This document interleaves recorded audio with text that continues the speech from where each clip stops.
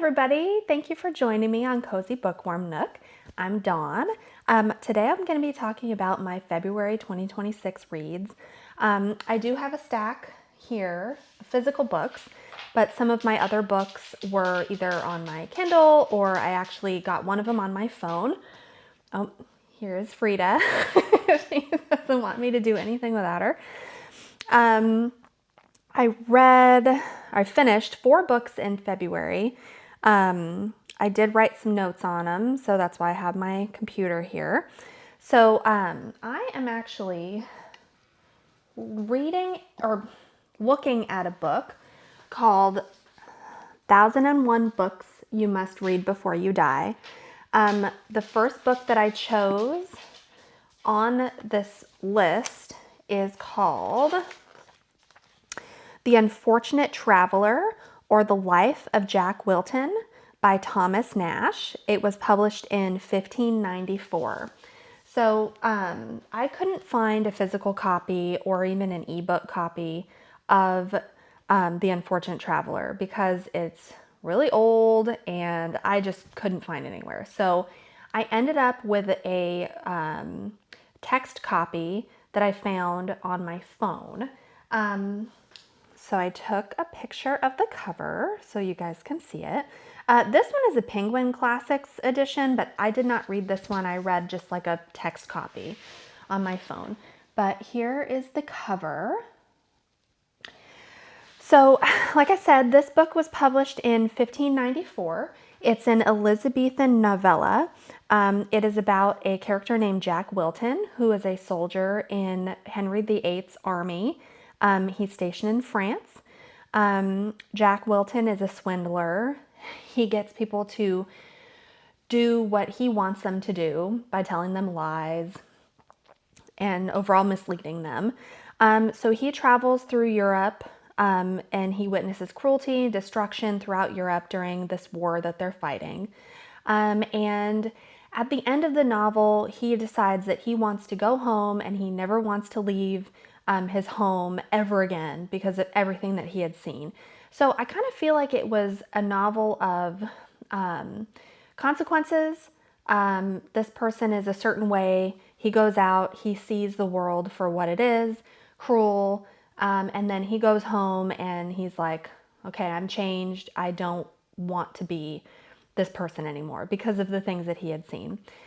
So this novel, I feel like if I would have read it in a physical copy like the Penguin Classics, it might have been adjusted for modern speech.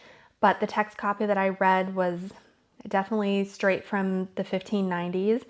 It made it really difficult to read. There were really no paragraphs. It was just kind of run on. The U's written like V's. All of that, how you would expect it to be. It was hard for me to read, but not impossible. I have a degree in English and I have a associate's degree in history, and I got my minor in history. So throughout my studies, I was able to read different source material that was really old and kind of written that way. So because of my background, I was able to get through it. It was a little rough, but I was able to do it. But yeah, I enjoyed reading it. I liked that it wasn't super short. It took me a couple days to read it just because of how difficult it was to get through. But I really enjoy reading books like that because you get to kind of put yourself in the mindset of how things were back then. So that was the first book that I finished.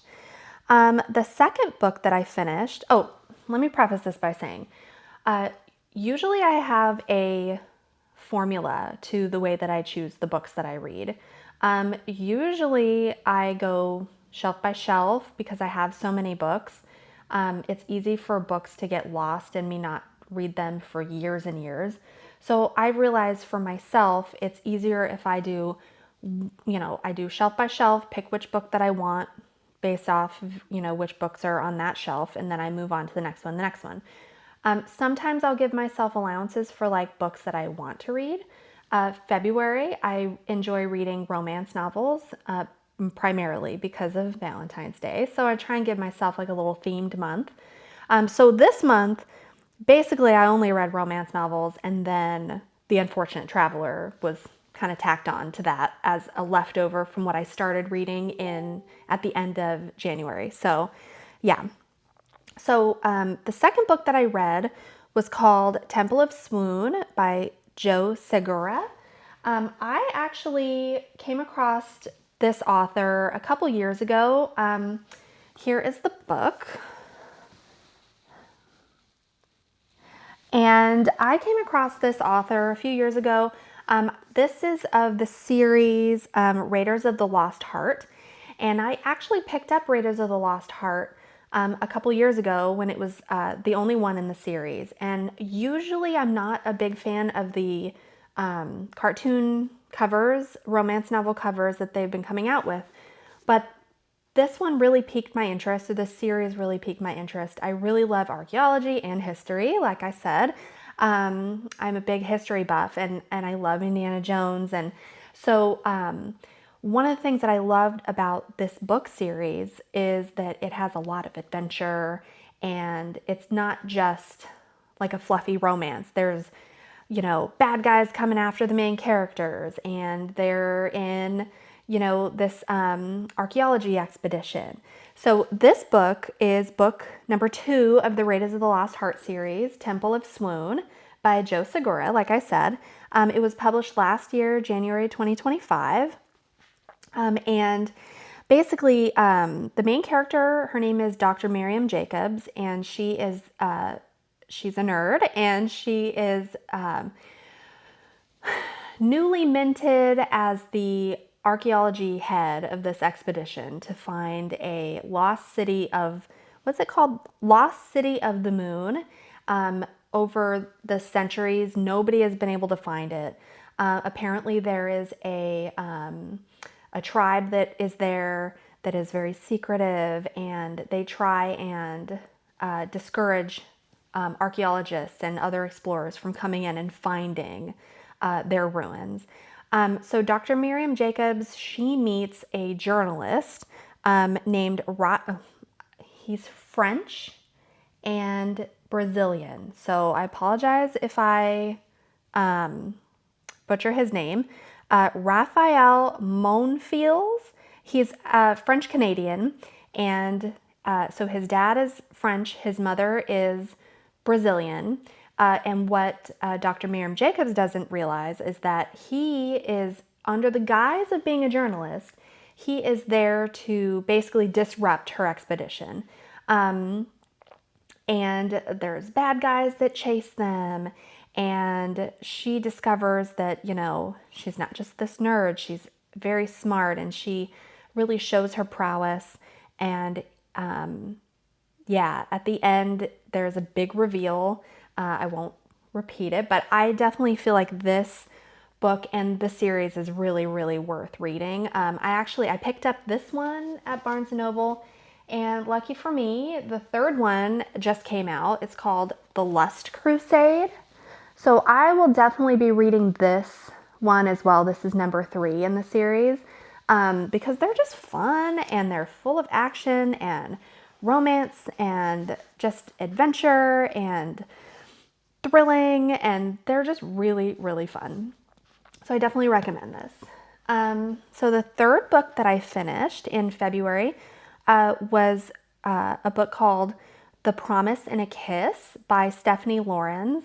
So this one I actually read on my Kindle. However, I had already returned it to the library, so I didn't get a chance to show you guys on my Kindle. But I did take a screenshot of the cover, what the cover looks like, on my phone. So The Promise in a Kiss it's a prequel for a really big series by Stephanie Laurens called the Sinster novels. There are actually about 35 Sinster novels. Now, I have a lot of the collection. Unfortunately, it's in storage from our recent move, but I don't believe that I have this one. This book was published in 2001, and again, excuse me for butchering these names. The main character is a French woman named Helena Delisle, and her counterpart, male counterpart, is the English nobleman Sebastian Sinister, Duke of Ives. So they meet 7 years prior to the events in the book in France. They share a kiss under the moonlight, and then he runs away. And then they meet later on when she goes to England to find a husband. She's being manipulated by a abusive guardian, and he basically wants her to find a husband so that he can take the money that her husband brings to her through their marriage. So obviously, her and the Duke of St. Ives, they meet. Sparks fly. It's got really great romantic scenes. Stephanie Lawrence is one of those authors that really makes very sweeping romance novels. It's not just, stark romance terms like in those spicy scenes, but it's really poetic the way that she sets things up, the way that things are discussed in those romantic spicy scenes. Definitely not for children. They are very, very spicy, but they're written in a way to where they are very literary and like romantic and poetic, which is so different than a lot of the romance books that are written today, which are just basically very straightforward, this is what's happening in this scene. So I really enjoy how her books are very flowy, and they're just a pleasure to read. So this book is, like I said, the prequel. It's also labeled as a Sinister Holiday Special #1. I haven't looked to see what other books are in that series, but there are a lot of different Sinister spin-off books, series from the original Sinister series. Oh, it's a mouthful. So yeah, that one was really enjoyable to read. And then the last book that I read for February was this book called The Wolf and the Dove by Kathleen E. Woodiwiss. So this is definitely a bodice ripper, as you can tell by this fantastic, beautiful cover. This is the 1995 copy or printing of this book. This book is really, really long. It is over 500 pages. Kathleen E. Woodiwiss is basically the queen of vintage romance. She was the first author to bring about romance novels for women, written by women, very bodice ripper. So they do have scenes of violence in them. This book here was published in 1974, and it takes place during the 1066 Norman invasion of England. And it definitely has some content warnings, abuse, sexual abuse, things like that. It's pretty much everything you would think of when you think of a bodice ripper. So sweeping locations, lots of plotting by various characters, just the worst characters that you can think of. And usually those characters always get theirs in the end. They get what's coming to them in the end by the main character. And this book, it definitely took a long time to read. I have read a few of Kathleen E. Woodywiss's books, and I don't know, I love how sweeping they are. You can get a feeling of like the landscape, the time period. The fighting is very graphic in nature. Lots of sword fights, lots of blood, lots of death and destruction. But then, the two main characters, although they might hate each other in the beginning, they come to understand one another, come to love one another, and that's just, the nature of these bodice rippers. And they're not for everybody. I don't like to pick these up very often because they are a lot to read, but I just love these older authors. They they just bring something different and special to the genre. So yeah. So those are the books that I read in February. I am currently reading a bunch of different books in March. I usually read, I don't know, I'll have a physical book, a Kindle book, an audiobook that's kid friendly. So like I'm listening to the second Wizard of Oz book. Can't remember what it's called. Usually an audiobook that's not as kid friendly. I'm reading a biography, so I have a lot of books on my plate right now. I'm hoping to finish a good few of them for March. We'll see. And when I'm all done and when the month is up, then I'll do a video for my March reads. I appreciate you for coming and visiting with me today and watching my February reads on Cozy Bookworm Nook. I'm Dawn. Thank you very much. Have a great day. Bye-bye.